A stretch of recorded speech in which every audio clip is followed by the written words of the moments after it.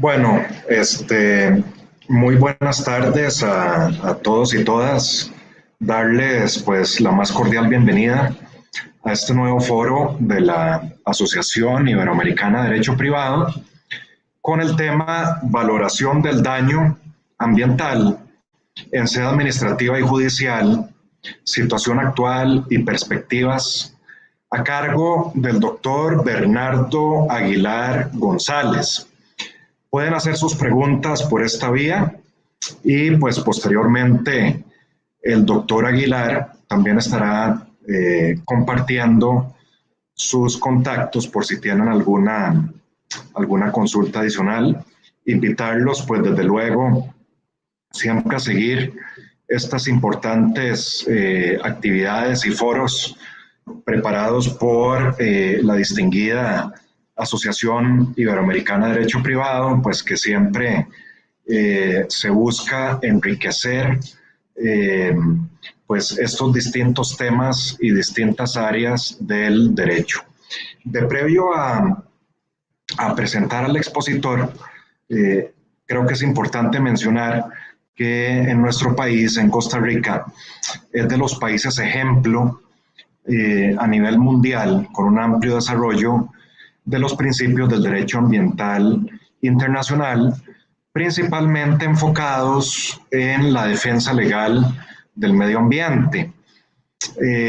Y me refiero como algunos de los principios macro en derecho ambiental internacional, como lo son el principio de ubicidad o colectividad, el principio de sostenibilidad, el principio precautorio para lograr pues, medidas efectivas, el famoso principio consagrado en la misma Declaración del Río en los años 90, como lo es el principio de quien contamina pues debe pagar o debe indemnizar, y desde luego un principio norte como lo es el principio de responsabilidad, tanto desde un punto de vista de responsabilidad por el tema de daños, muy enlazado con la responsabilidad civil, como también pues podría derivarse inclusive un tema de responsabilidad desde el punto de vista pública o estatal.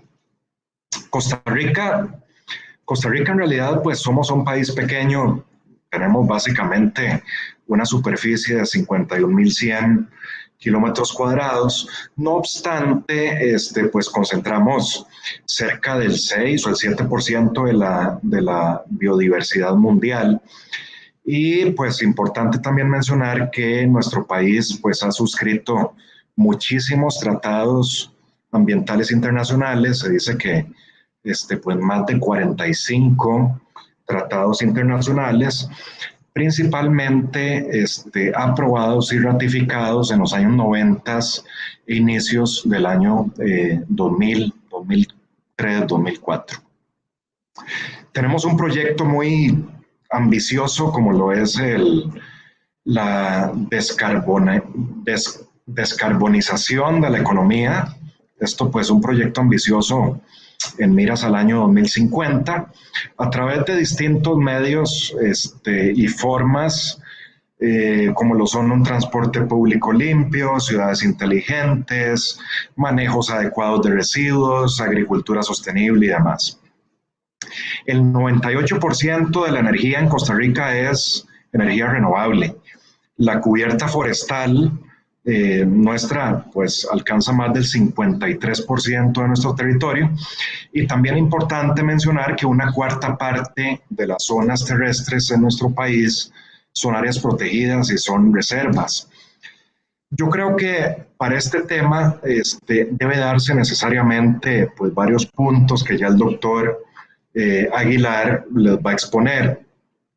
Principalmente, yo creo muy importante, un acceso efectivo a los procesos judiciales y administrativos desde un punto de vista de legitimación procesal.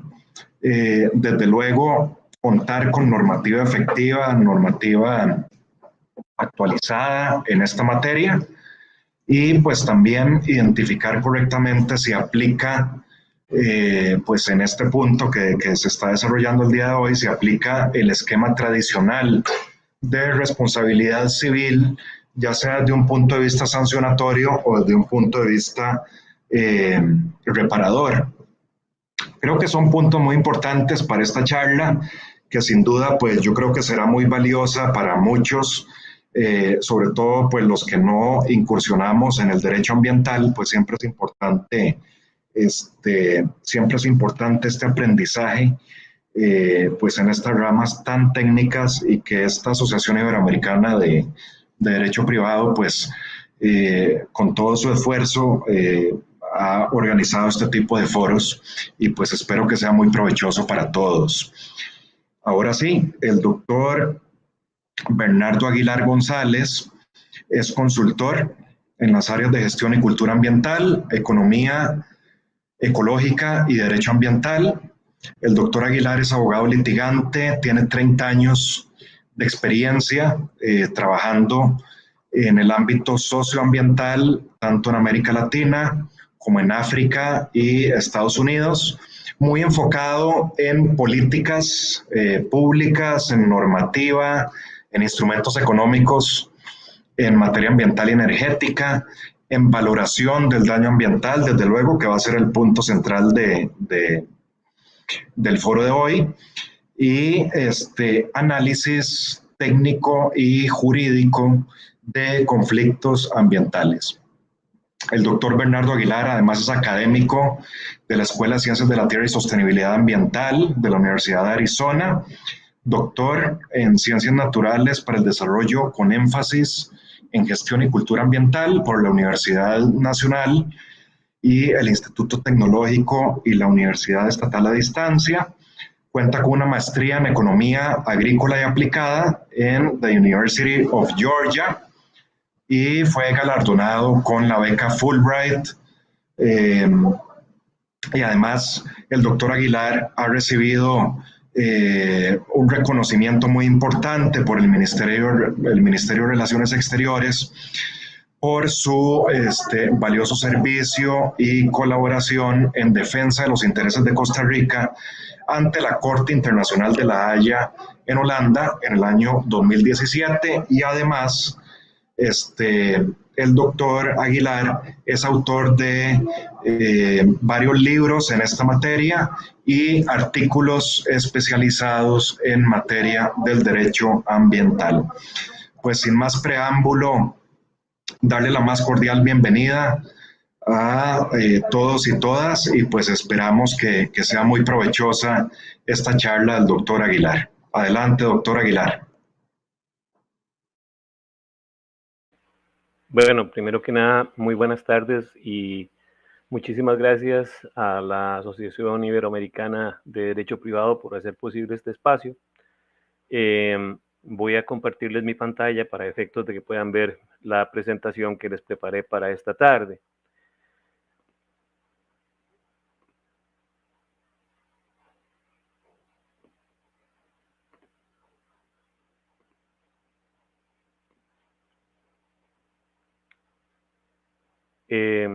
Quisiera que me confirmaran, Daniel, si están viendo mi pantalla.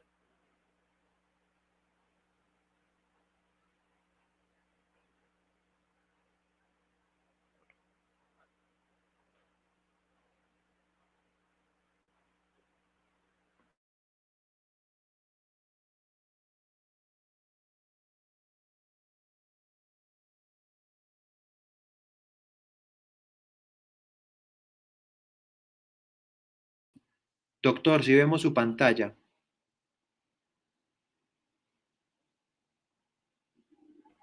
Muy bien, continúo entonces.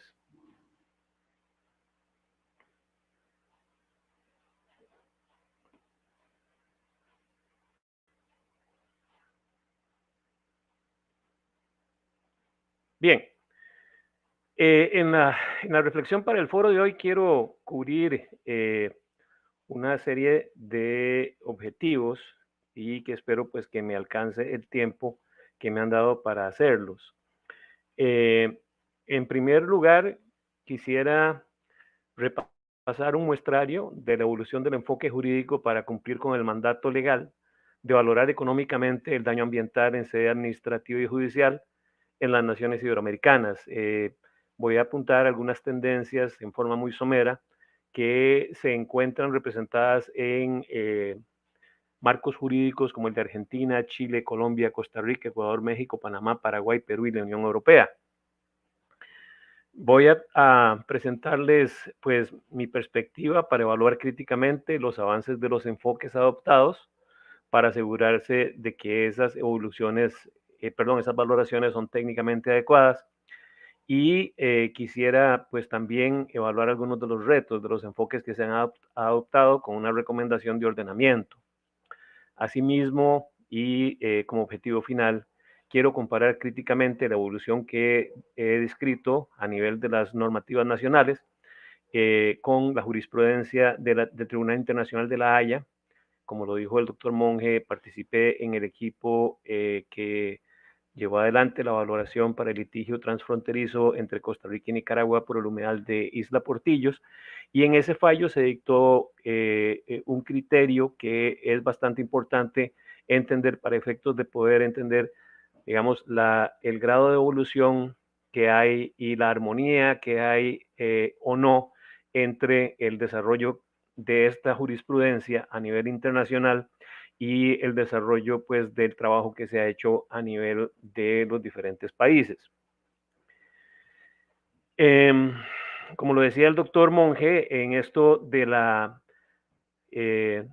responsabilidad ha habido una evolución normativa que ha configurado la necesidad de la valoración económica del daño ambiental, y esta evolución normativa lleva por lo menos 3 elementos, pueden agregársele más.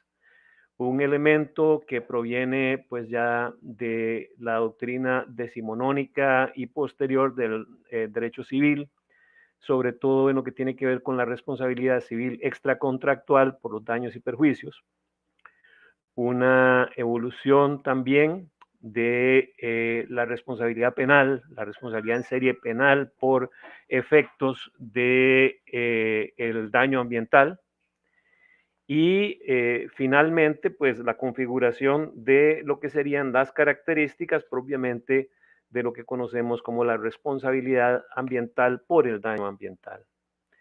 Si se quiere hacer un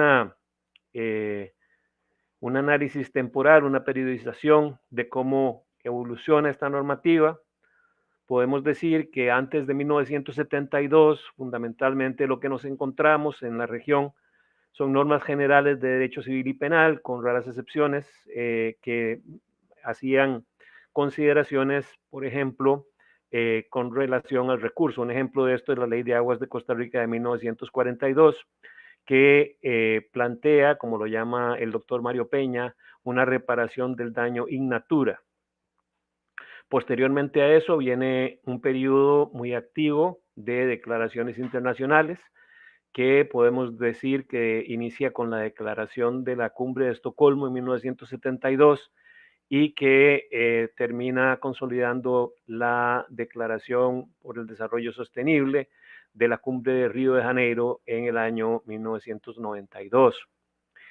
Esta evolución de las normativas internacionales genera pues toda una explosión que se da a nivel de los años 90, en donde se pueden ubicar leyes especiales y reformas constitucionales que comienzan a configurar lo que vendría a llamarse posteriormente en vía jurisdiccional y en vía administrativa en entidades como el Tribunal Ambiental Administrativo de Costa Rica y sus homólogos en otras naciones, como responsabilidad ambiental. Entre otras, podemos citar aquí la Ley 99 de 1993 de Colombia, el cúmulo de legislación ambiental que se dicta en Costa Rica entre 1994 y 1998, incluyendo la ley forestal, la ley de biodiversidad y la reforma constitucional al artículo 50.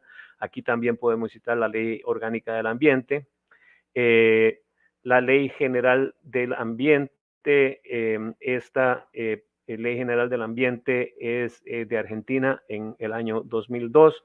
la Directiva Comunitaria sobre Responsabilidad Ambiental de la Unión Europea en el año 2004, la Ley General del Ambiente de Perú en el año 2005 y otras más que se dieron en ese periodo y posteriormente.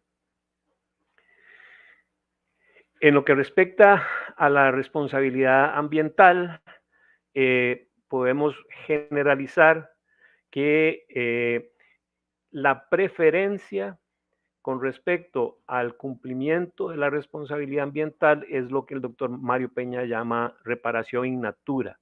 Es decir, que mediante diversas medidas, cuando se da un daño ambiental, se trate de llevar las cosas al estado anterior al daño. Es decir, partimos de una línea base de que el ecosistema tenía ciertos componentes y se comportaba en cierta forma y tratamos de restablecer las cosas al estado anterior al mismo.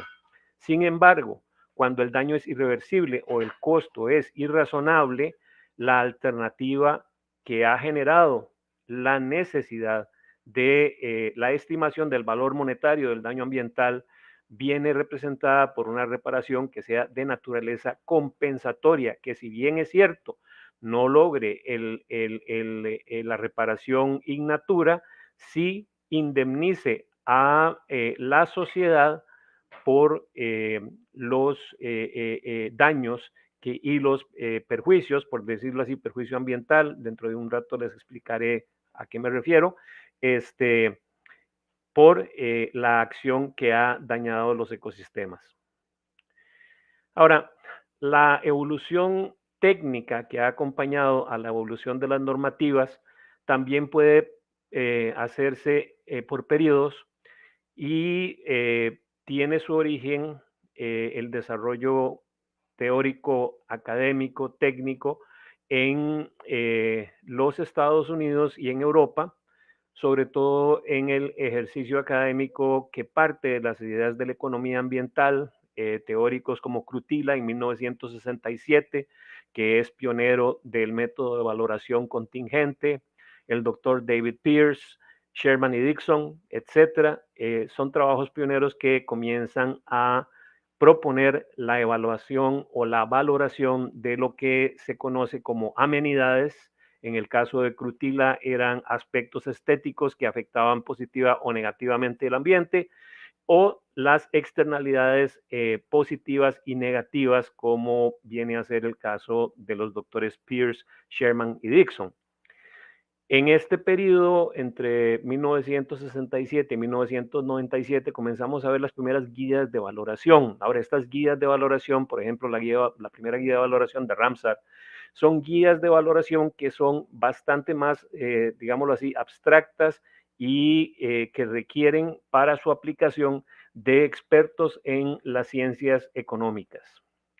Ahora, en 1997 se presenta un quiebre en esto, dada la introducción de una metodología que hablaremos en algunos momentos, que es utilizada para un artículo de un equipo que lideró el doctor Robert Costanza.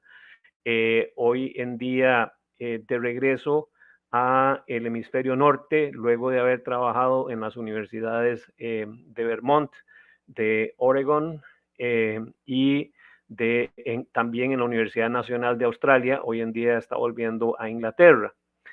Este artículo definitivamente es el mejor intento hasta entonces de poder demostrar o validar la utilización como argumento ambiental en favor de la conservación de los ecosistemas de las herramientas de la valoración. Ahorita explicaremos por qué.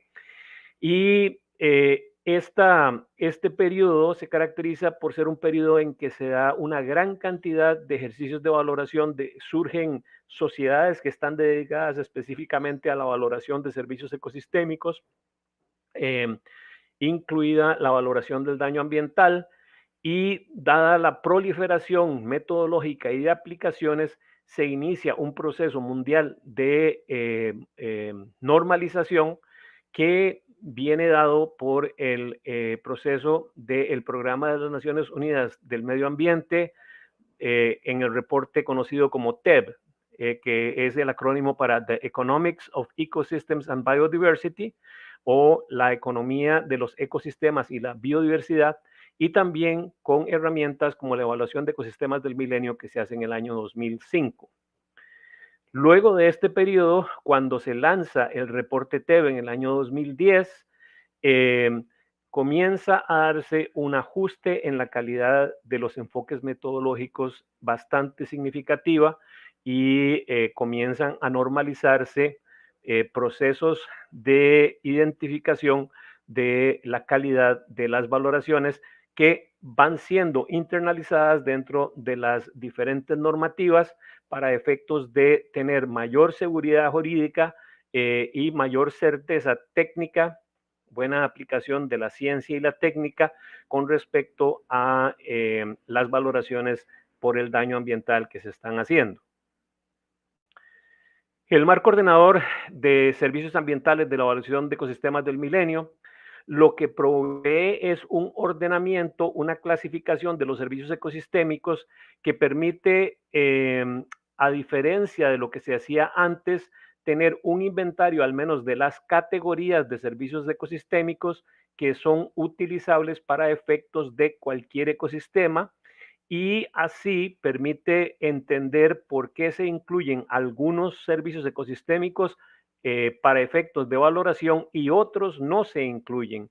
E incluye una clasificación que, ¿cómo se llama? Reconoce lo que son los servicios ecosistémicos que son más tangibles para los seres humanos, como lo son los productos, el alimento, el agua, el combustible, etcétera, y los servicios ecosistémicos que son de naturaleza cultural, que son beneficios pues que afectan la calidad de vida de los seres humanos, que provienen de los ecosistemas, que tienen que ver con aspectos como la educación, la recreación, los aspectos estéticos, etcétera, los aspectos culturales, y, pero que no representan un acto de consumo físico.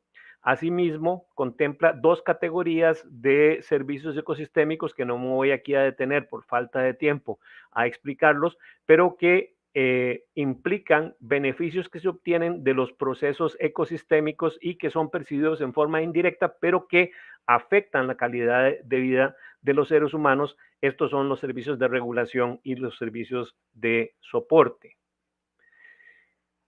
El artículo del equipo de Constanza, que se publica en la reconocida revista Nature y posteriormente se publica también en la revista especializada Ecological Economics, lo que hace es demostrar mediante una valoración rápida que se conoce como transferencia de beneficios el hecho de que los ecosistemas y el capital natural del mundo tienen un valor anual, un flujo de valor anual que equivale a algo más de 3 veces el Producto Interno Mundial bruto.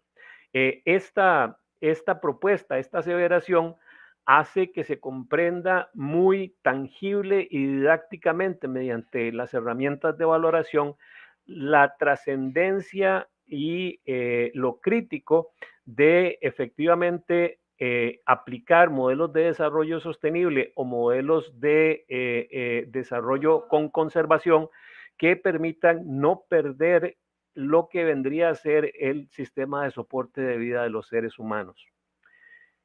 En esencia, estos avances van acompañados de un marco teórico que viene desarrollado ya desde los trabajos de los economistas ambientales y que es un marco teórico que se conoce como el valor económico total. Este marco teórico del valor económico total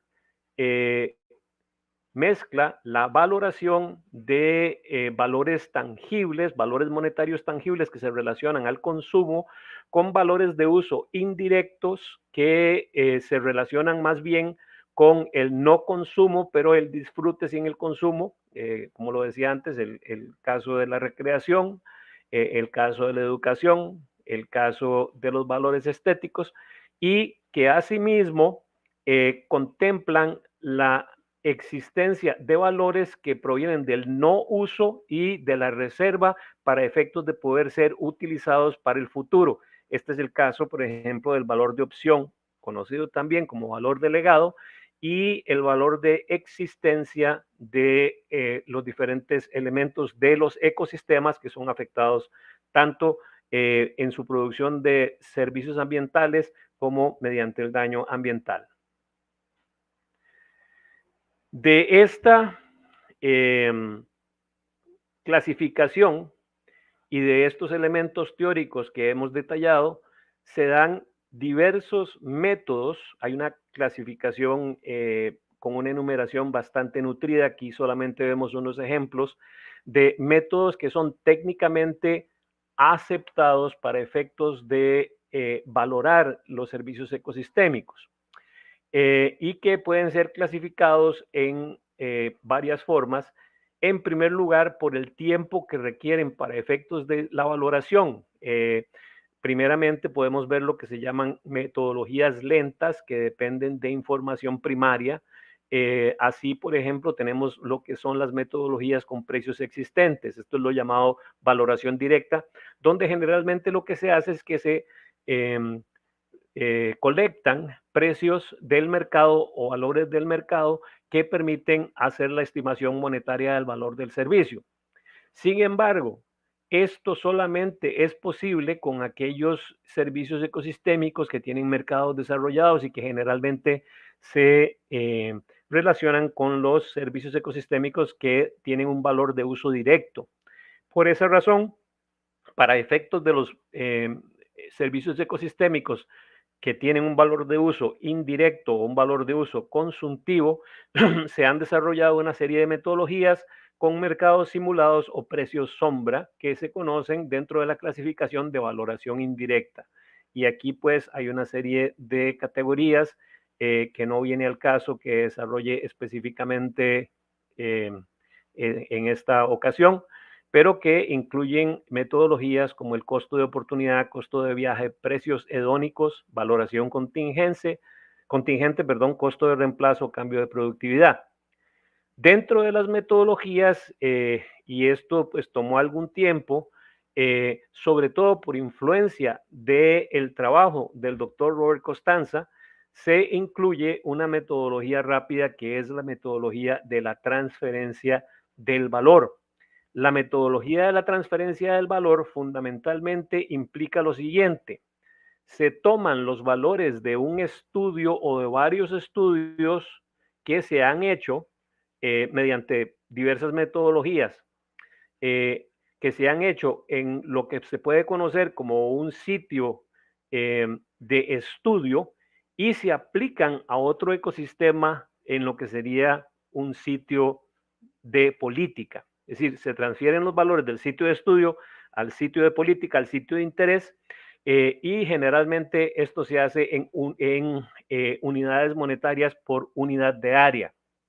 Ahora bien, el ejemplo que estamos viendo aquí ilustrado en el gráfico es un ejemplo de uno de los problemas fundamentales que se ha dado con esta metodología, y es el hecho de que ha sido aplicada para efectos de transferir valores entre categorías de ecosistemas muy gruesas y que en verdad no tienen similitudes ecosistémicas lo suficientemente claras como para aceptar esa transferencia, como sería, por ejemplo, la transferencia que muestra aquí de la foto de la izquierda, que es un bosque templado, en donde hay 4 estaciones, en donde casi no hay un sotobosque, en comparación con el bosque de la derecha, que es un bosque tropical, donde tenemos un sotobosque grueso y en donde posiblemente lo que tenemos es un régimen que cambia de estación lluviosa a estación seca.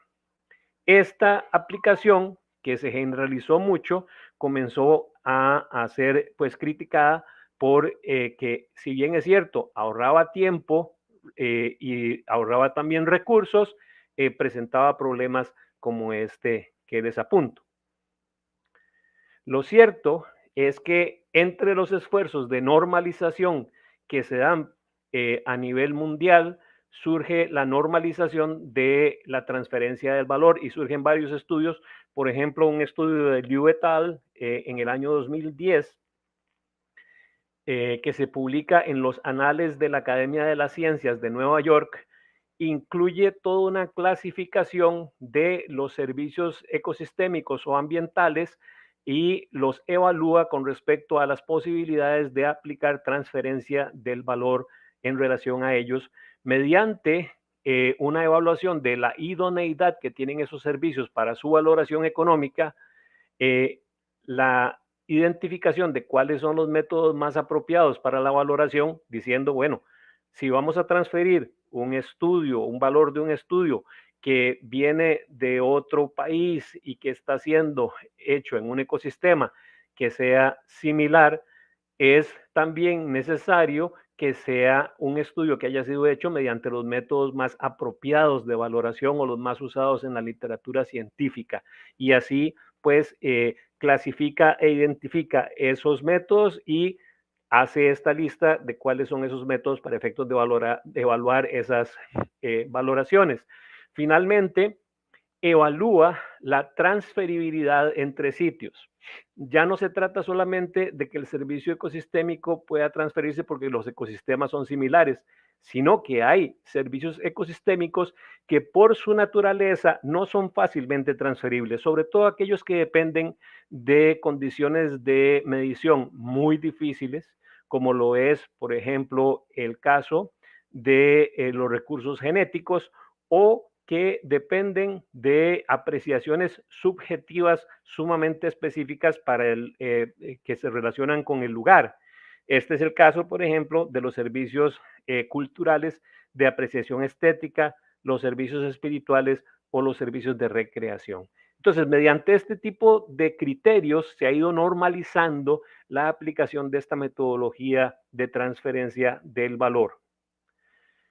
Entonces, quisiera proponerles que para efectos de poder hacer una valoración adecuada, necesitamos una serie de elementos que sean identificados y reconocidos en tanto la jurisprudencia en sede jurisdiccional como en la sede administrativa y que deben, si es del caso y dependiendo del enfoque que lleve una nación, pues incluirse dentro de las guías o los criterios que se definan para efectos de evaluar las valoraciones.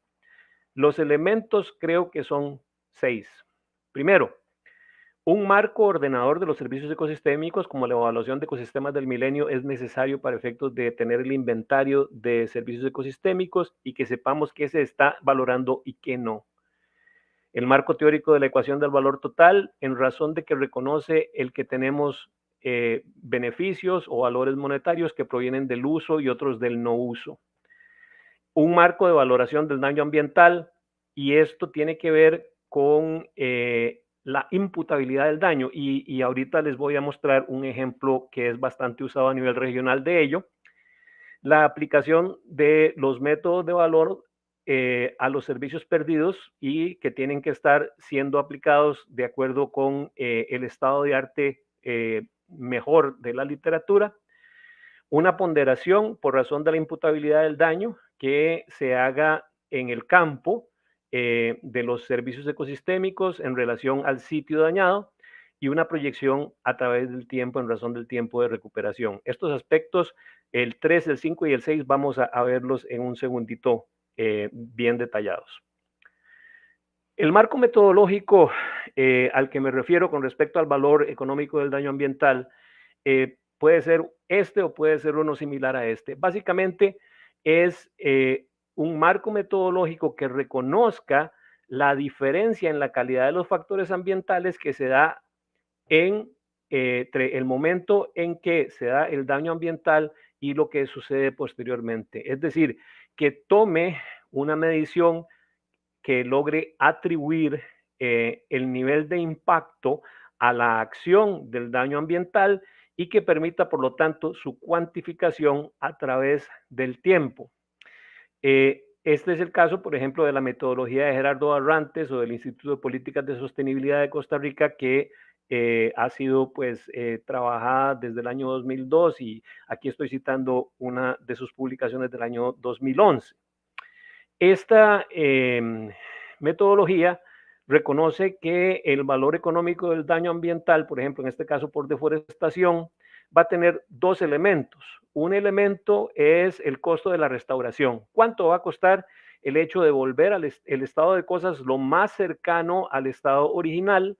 Y número dos, el costo de los servicios ambientales degradados. Él lo llama costo social, ellos lo llaman costo social.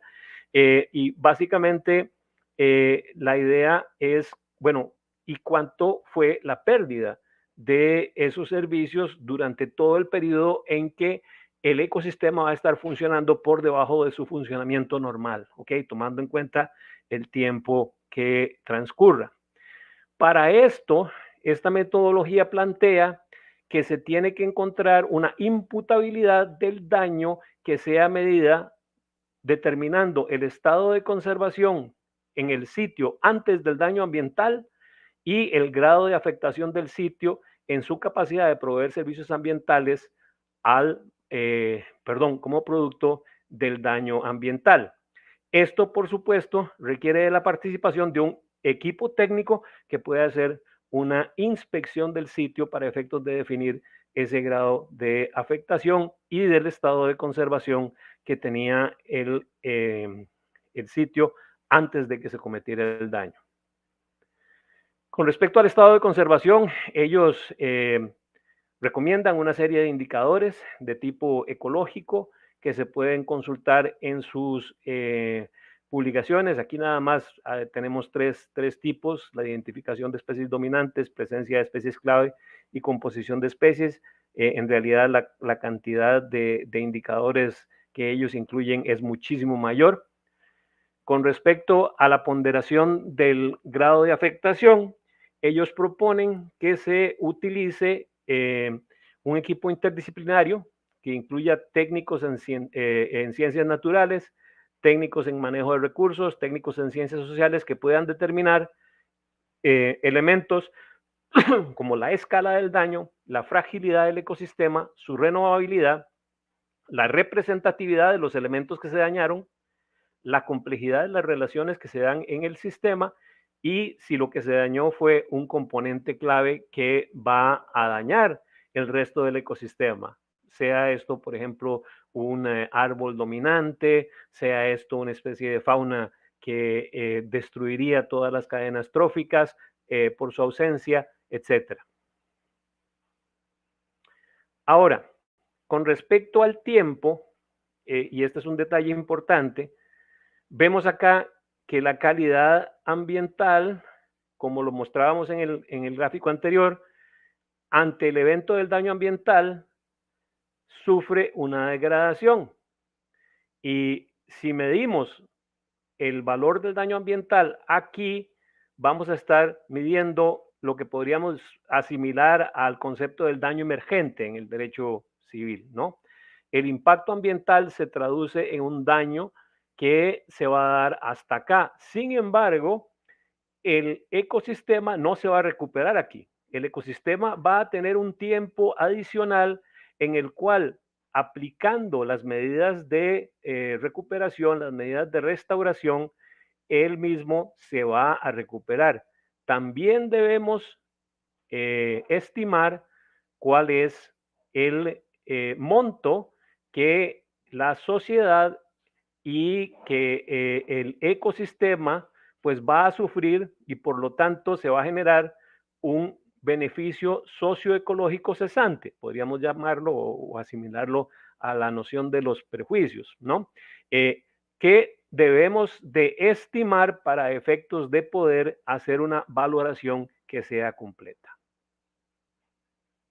Según la propuesta del Instituto de Políticas de Sostenibilidad, este elemento que va a determinar la cantidad del tiempo debe ser el elemento dominante que tome más tiempo. Por ejemplo, si en un sitio se han cortado árboles que van a tardar 200 años en volver al estado en que estaban, cuando un daño ambiental, una corta, una tala rasa se dio, debe tomarse en cuenta el que para volver a su estado original harían falta por lo menos un tanto de un porcentaje de ese tiempo de 200 años. Bien, entonces, la oficialización, comillas, ¿no? O la normalización de las metodologías se ha dado por lo menos en 3 formas a nivel de la región iberoamericana.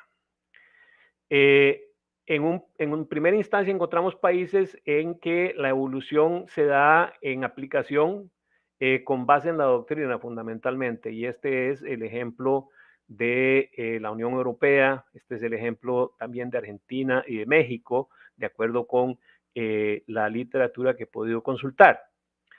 Ahora, hay otros países que han recurrido a decretos ejecutivos o directrices que definen el valor de los servicios ecosistémicos por unidad de área generalmente, ¿no?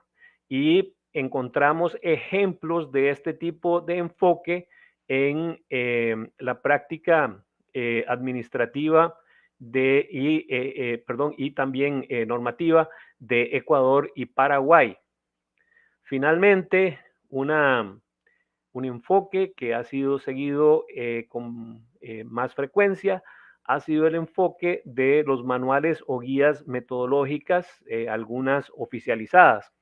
Y estos incluyen, por decirlo así, manuales o protocolos que oficializan metodologías que podríamos llamar locales, es decir, que se ajustan a la práctica que ha venido teniendo una área específica. Este es el caso de Costa Rica, en donde el protocolo del Sistema Nacional de Áreas de Conservación en el año 2014 establece básicamente un muestrario de metodologías que se han venido aplicando en las diferentes áreas de conservación y que no son metodologías estándar, sino que provienen de la práctica de las mismas. El protocolo reconoce que puede darse validez a otras metodologías que estén desarrolladas en la literatura.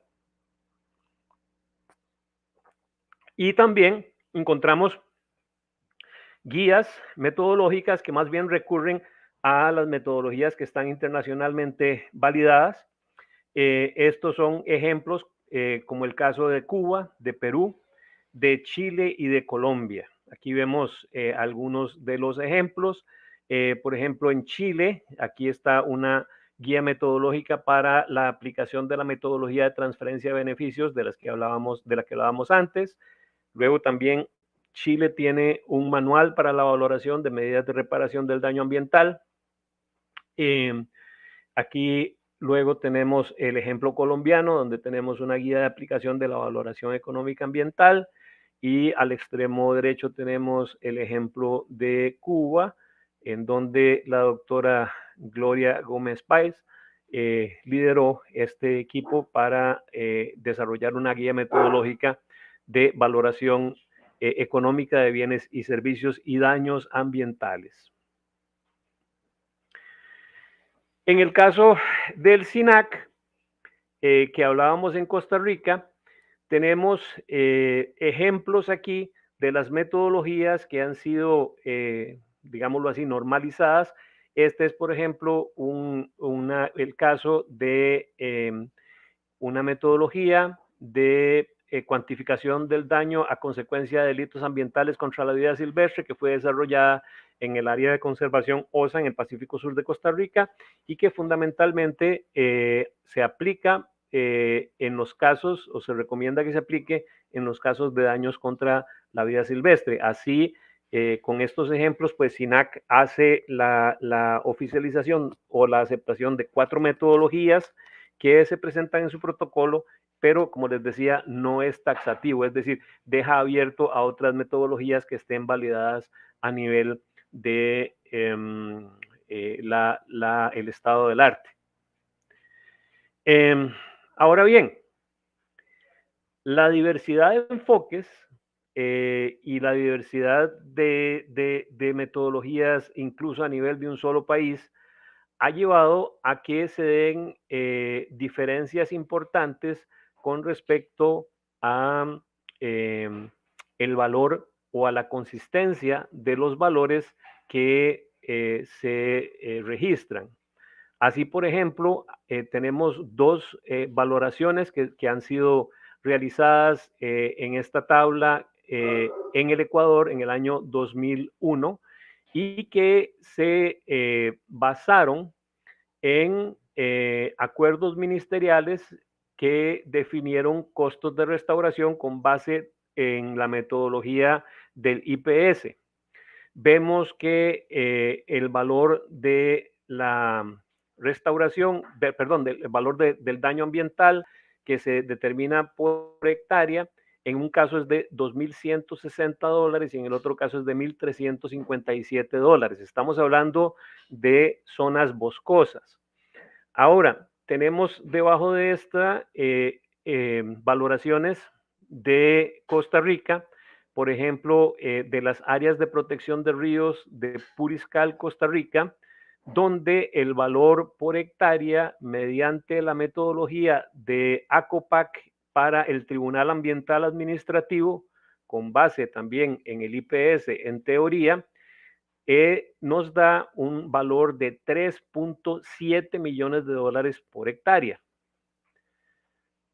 En sede judicial y mediante otra metodología realizada por un equipo técnico, el cual encabecé, hacemos la aplicación de costos de restauración y transferencia del valor con base en sistemas de información geográfica para pérdida de servicios ambientales y determinamos un valor por hectárea del bosque en Costa Rica en la zona de Crucita de Cutris de $60,000 por hectárea. Las áreas de protección de ríos en Alajuela, también zonas boscosas, de acuerdo con la metodología del área de conservación central para el Tribunal Ambiental Administrativo, tienen un valor solamente de $8,008.70 por hectárea. Y la estimación del equipo técnico multidisciplinario en sede judicial para el proyecto minero Crucitas en el año 2015 estima el valor por hectárea de $80,000. Bastante diferencia, verán ustedes. Y estas diferencias, a pesar de tratarse en varios casos de metodologías que se basan en la misma raíz metodológica, nos hacen preguntarnos, bueno, ¿por qué? Y lo que pasa es que ante la imposibilidad de cumplir con las exigencias del marco de valoración, muchas veces se han encontrado soluciones para adaptarse y sustituir los rigores de la metodología. No es descartable también que haya cambios del contexto que pues sean significativos. Hay algunas de estas valoraciones que tienen definitivamente la diferencia de que los métodos que se utilizaron son diferentes, pero lo cierto es que esta falta de consistencia nos indica que lo mejor es, en primera instancia, el hacer una valoración primaria y tratar de mantener la consistencia de las metodologías en cada contexto de acuerdo con, ¿qué les digo?, patrones que estén claramente normados para efectos de poder evaluar la calidad de las valoraciones. No tanto el que oficialicemos un solo método, sino el que podamos evaluar la calidad de las valoraciones para efectos de que puedan pasar el rigor de ser pruebas técnicas creíbles. Si vemos la propuesta del IPS, que es una propuesta bastante rigurosa, vemos que, entre otras cosas, tiene al menos 4 requerimientos fundamentales. En primer lugar, requiere de un sistema de información ambiental que mantenga una base de datos actualizada sobre la condición de ecosistemas del país. De lo contrario, es muy difícil el poder establecer con certeza meridiana la condición ecológica de los sitios para efectos de poder establecer líneas base. En segundo lugar, requiere de equipos multidisciplinarios. Esto no lo pueden hacer ni solo forestales, ni solo biólogos, muchísimo menos solamente economistas. Es decir, requiere que tengamos efectivamente un acervo de profesionales que puedan mezclarse para efectos de hacer este trabajo. Número 3, necesitamos jueces a nivel administrativo y a nivel jurisdiccional que estén preparados para efectos de poder entender el proceso de valoración o que tengan el apoyo técnico adecuado en el despacho para efectos de poder entender las valoraciones. Y asimismo, necesitamos el recurso de tiempo para realizar apropiadamente las valoraciones y esto se complica porque para efectos de determinar el estado base de situación de un ecosistema se dan problemas de estacionalidad. Entonces, pues aquí el dilema es que el poder lograr esto no es tan fácil. En Costa Rica, por ejemplo, en el año 2012 pudimos ver cómo en el juicio por el proyecto minero Cruzitas ante el Tribunal Contencioso Administrativo y Civil de Hacienda, se tuvo que recurrir a un equipo técnico que propuso la parte demandante en razón de que la Corte aceptó no tener los recursos para efectos de poder hacer la valoración. Al aceptar una de las alternativas de valoración que se le presentó al Tribunal Contencioso Administrativo en apelación a segunda instancia, el juez de segunda instancia o los jueces de segunda instancia consideraron que no se había fundamentado adecuadamente la escogencia de la metodología que es a la cual se dio crédito en la ejecución de sentencia y los autos aún se encuentran sin resolver el monto del daño ambiental que se presentó hace 9 años. Un proceso similar con respecto a la credibilidad de la valoración del daño ambiental también se presentó en el caso por el derrame de lodos en Colombia en relación a la represa en la región de Anchicayá, en el Cauca, en Colombia. Bien, ahora, el problema aquí con las guías es que tenemos por decirlo así, una preclusión de que todas las metodologías están inventadas. Una de las cosas que demostró el reporte TEB, que vemos a la derecha, uno de los esquemas de reconocimiento de los sistemas de valoración, es que las metodologías de valoración van surgiendo cada día y que se van modificando y que van actualizándose. Uno de los problemas que tienen las guías es que requieren, como siempre, y como decía Eduardo Novoa Monreal, siempre requieren que el derecho se adapte. Entonces, esta es una de las limitaciones del enfoque de guías que tenemos que considerar. Bien, voy a tocar brevemente cómo se comparan estos avances que hemos tenido en Iberoamérica, cómo se comparan estos aprendizajes que hemos tenido con la experiencia que tuvimos en La Haya entre los años 2017 y 2016 y 2018. En realidad les puedo decir que es una experiencia que nos asombró, nos sorprendió, porque totalmente nos ubicó en un plano de comprender que lo que se avanza a nivel nacional no necesariamente concuerda con las cortes internacionales, como es este caso. El proceso del juicio entre Costa Rica y Nicaragua por daños ambientales en Isla Portillos inicia en el año 2010, que se presentan denuncias ante la Corte y tiene pues un camino bastante complejo que tiene una primera resolución en el año 2015 donde se declara un fallo que da razón a Costa Rica y otorga un año para que las partes se pongan de acuerdo en el monto de la compensación por los daños ambientales. No se logra el acuerdo y la Corte entonces tiene que entrar a analizar las propuestas de las partes sobre el monto del daño ambiental. Una cuestión de economía procesal que afectó este caso fue que la Corte decidió acumular 3 casos que se estaban llevando adelante en la misma sede. Uno, que es el del monto del daño ambiental en el caso de Isla Portillos. Un segundo caso sobre campamentos militares que estuvieron establecidos en la zona de Isla Portillos por parte del Ejército de Nicaragua durante el tiempo del litigio. Y un tercero que decidió sobre la frontera marina entre los dos países. Todos se resolvieron en forma conjunta el 2 de febrero del año 2018 y todos fueron en favor de Costa Rica.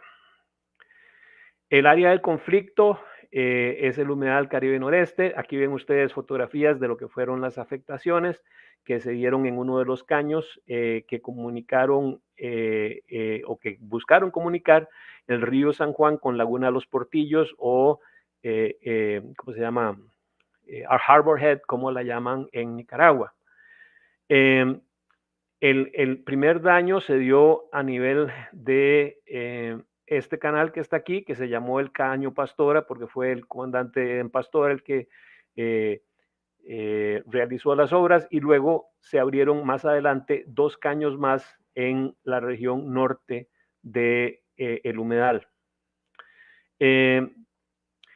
Costa Rica, como les decía, obtuvo una victoria en el caso con respecto a la condenatoria de a quien era imputable el daño ambiental, y se realizó entonces una evaluación por parte de un equipo que tuve el honor de encabezar de los hechos probados que se utilizaron para efectos de desarrollar 2 reportes.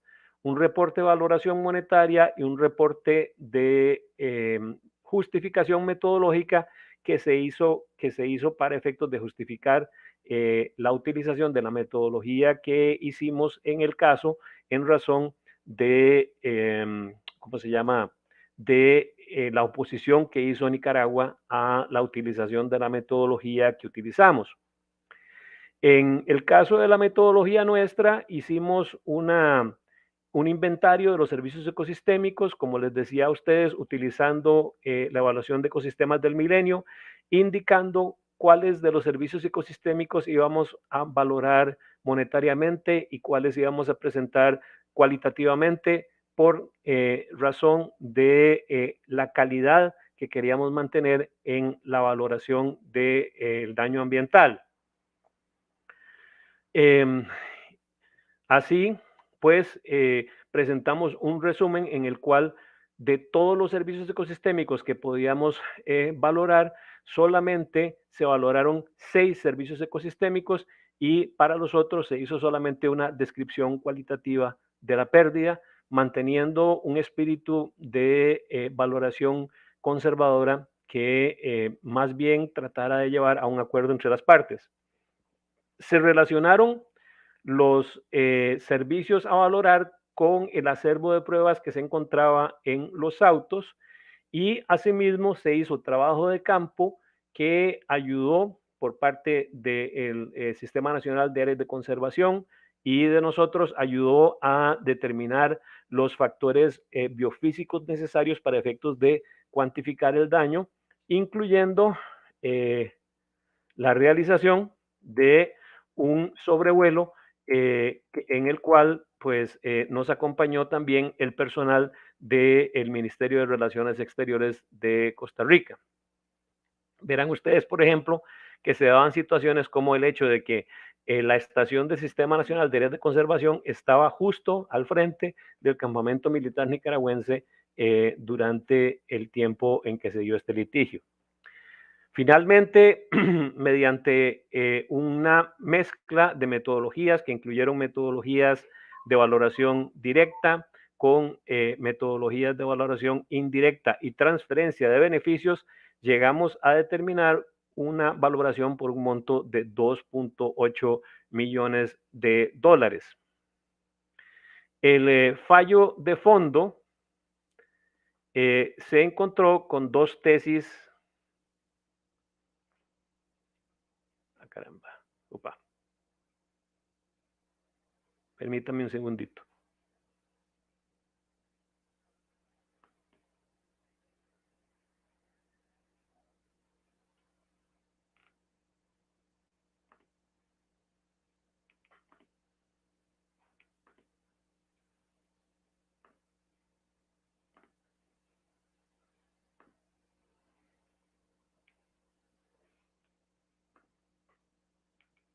Les decía que el fallo de fondo se encontró con dos tesis contrapuestas.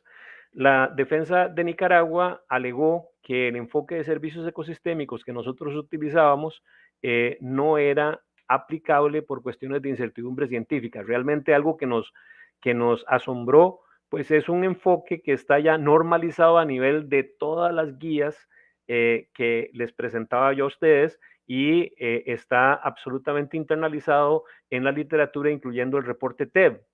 Nicaragua propuso que se aplicara un enfoque restrictivo de costo de sustitución que se había utilizado por la Comisión de Compensaciones de las Naciones Unidas en la guerra de Kuwait, de acuerdo con el cual el valor del daño ambiental no pasaría de $30,000 por hectárea. En total.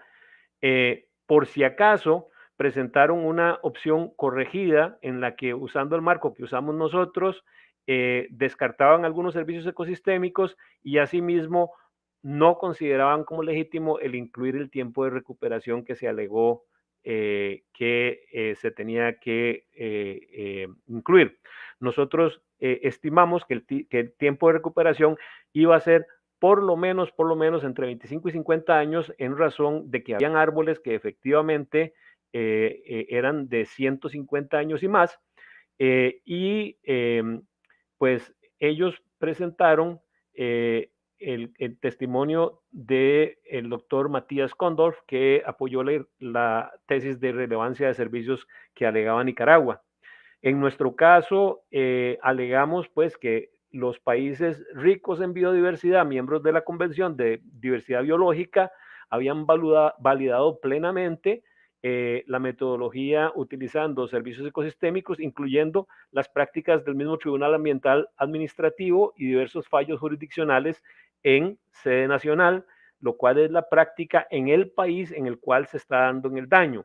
Asimismo, incluimos la opinión experta del doctor Colin Thorne de la Universidad de Nottingham, que apoyó la argumentación que dimos nosotros con respecto a algunos de los servicios ecosistémicos reclamados. Al final, la decisión conjunta de los jueces de la Corte tomó una posición que creemos nosotros, por haberse combinado en el litigio una serie de factores de 3 juicios diferentes, tendió a ser salomónica. Ahora bien, la resolución es histórica en el sentido de que es la primera vez que la Corte reconoce este derecho de reparación monetaria, pero es restrictiva, diciendo que adopta una posición de valoración por servicios, rechaza la valoración por servicios, pero hace una integral, pero lo que usa es el marco que usó Nicaragua, que estaba utilizando el valor del servicio ecosistémico.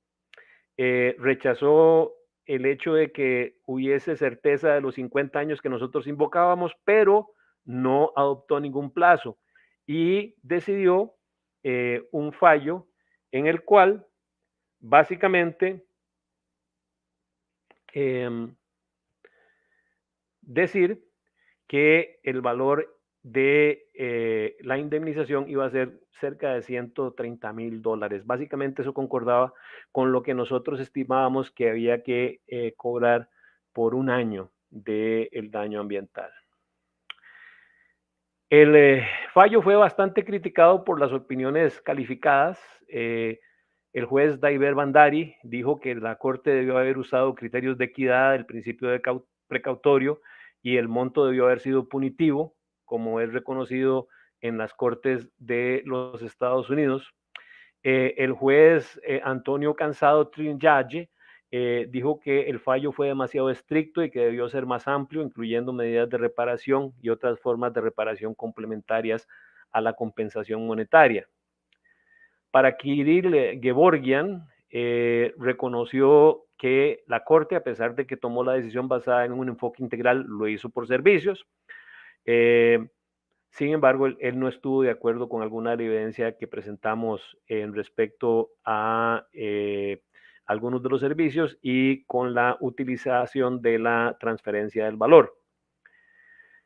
Posiblemente la más crítica de las opiniones fue la opinión disidente del juez John Dugard, que era un juez ad hoc, que pensó que el monto fue muy bajo, que por razones de equidad relativas al carácter del terreno, las implicaciones de la deforestación causada y la conducta de Nicaragua de no cumplir con las medidas cautelares, debió hacerse una valoración mayor.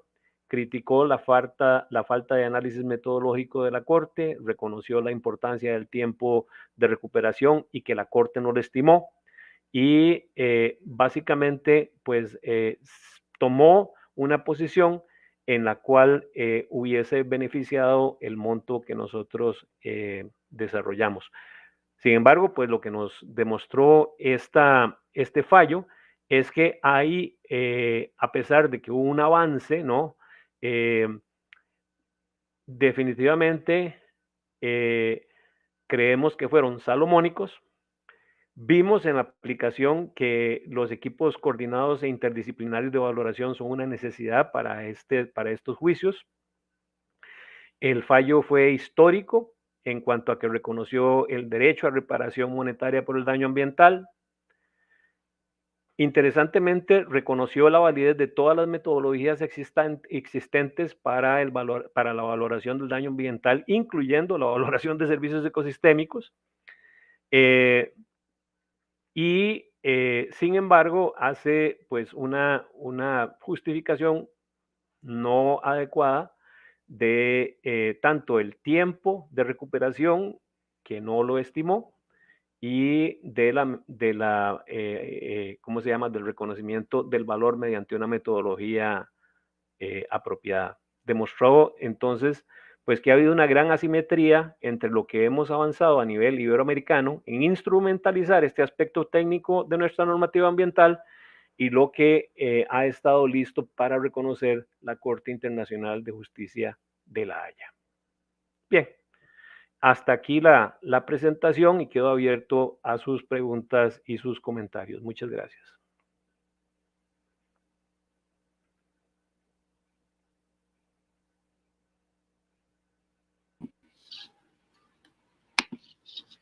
Agradecemos al doctor Bernardo por su participación. Les recordamos, si alguno de ustedes tiene preguntas, dudas, puede dejarlas a través del chat de nuestra asociación.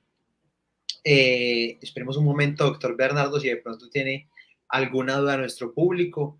Igual agradecerle profundamente y recordarle a todos que pueden afiliarse a nuestra asociación a través de la página www.aiddp.com. Ahí la afiliación es gratuita, solamente deben de llenar el formulario. Vamos a anexar al doctor Ignacio, que nos tiene una pregunta también para el doctor Bernardo. Bueno, muchas gracias por esta exposición al doctor Bernardo Aguilar.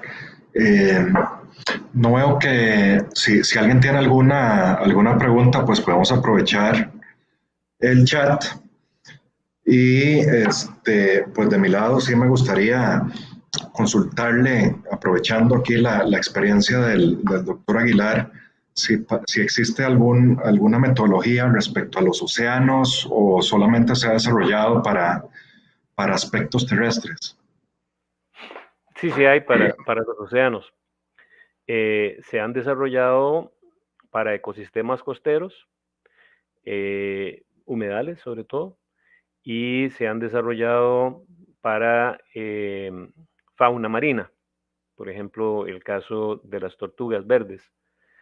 En realidad, las metodologías que presenté hoy son aplicables a ecosistemas marinos en general, tanto un costo de reemplazo como un costo de oportunidad, un cambio en productividad, son bastante aplicables. Lo que no hay tanto son ejemplos de valoraciones. Y vamos a ver, incluso aquí en Costa Rica estamos comenzando a descubrir el océano, ¿verdad? Estamos, en términos de conservación, nos dimos cuenta hace menos de una década que las 4/5 partes de nuestro territorio son marinas. Eso para mí pues es sintomático del hecho de que tampoco hay desarrollo aquí. Por algo es que solamente el 3% del territorio marino está protegido de alguna forma. No sé si registró, Ignacio, una pregunta que le mandó el doctor Juan Marco Rivero. Creo que se lo mandó a su chat. O no sé si era que me lo mandó a mí. Listo, sí, aquí tengo una consulta del doctor Juan Marco Rivero. Pues primeramente te envía un caluroso saludo y dice que los enfoques del derecho ambiental a menudo tienen un tinte antropocéntrico. Se protege a la naturaleza en la medida que le interesa al ser humano. ¿Qué opina de la propuesta de conceder a la naturaleza personalidad jurídica? ¿Qué impacto tendría esta propuesta en la configuración del daño ambiental? Muchas gracias y un gran saludo al doctor Rivero. Adelante. Bueno, yo le agradezco mucho la pregunta a don Juan Marcos. Me parece que es algo que introduce un elemento interesantísimo. Los derechos de la madre tierra son una realidad en diversos países, incluso en nuestra región. La Constitución Política del Ecuador reconoce los derechos a la madre tierra y por lo tanto reconoce la posibilidad de defensa, por decirlo así, representada o curada de los derechos de la madre tierra, no solamente centrado en los servicios ecosistémicos, sino centrados en la reparación del daño ambiental, por decirlo así, con base en el valor de existencia de la naturaleza, sin que con ello hagamos una valoración antropocéntrica. Pues sí, o sea, sí sería interesantísimo el hecho de que tendríamos que desarrollar métodos de valoración que traten de asignar digámoslo así, un valor sustituto que permita realizar estrictamente labores de restauración, ¿verdad? Y no que estén basados en la idea de que lo que estamos es compensando por la pérdida de el efecto positivo que pueden tener los servicios ecosistémicos en nuestra calidad de vida. Me parece que es una posición interesante, es una posición de avanzada, se está oyendo a nivel de las redes sociales en Costa Rica de parte de algunos grupos y me parece que jurídicamente es un punto interesante para discutir.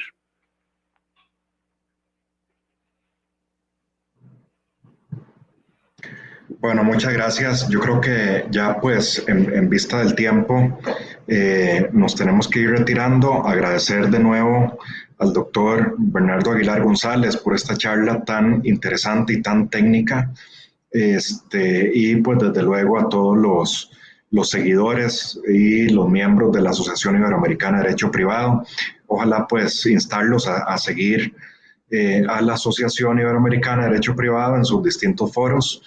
Y pues de nuevo la idea es pues enriquecer el conocimiento jurídico pues principalmente regional y pues muchísimas gracias nuevamente al doctor Bernardo Aguilar por esta charla tan interesante. Con esto ya nos podemos retirar y pues que pasen todos un muy feliz fin de semana. Muchas gracias. Buenas tardes. Chao.